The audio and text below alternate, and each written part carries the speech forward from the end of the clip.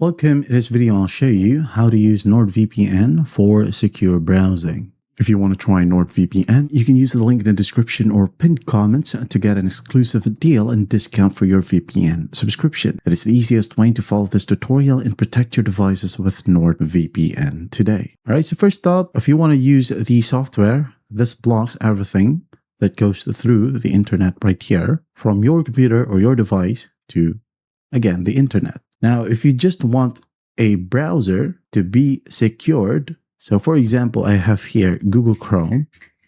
All right, so go ahead and open up your web browser and just find the three dots, okay, or three horizontal lines, depending on your browser. Find the extension section and click on Visit Web Store.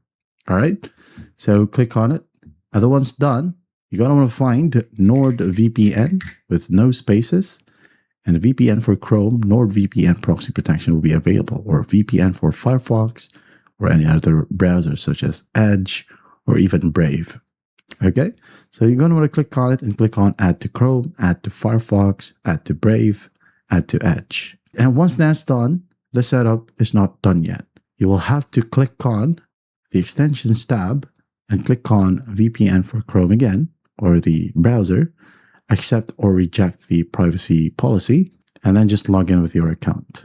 Go ahead and log in with your account, and once that's done, your browsing is now secure. When you have this extension active, it blocks WebRTC leaks, as browsers use a protocol called WebRTC for video and audio calls that can accidentally leak your actual local IP address right past standard VPN tunnels. Now, this NordVPN extension forces WebRTC to remain closed. And if you happen to click a legacy link that uses HTTP, not HTTPS, well, the extension right here forces a layer of TLS encryption over your browser's traffic. Well, that means it will shield your browser from local Wi-Fi interceptors. And that is how you use NordVPN for secure browsing. I hope this video helps, and I'll see you in the next one.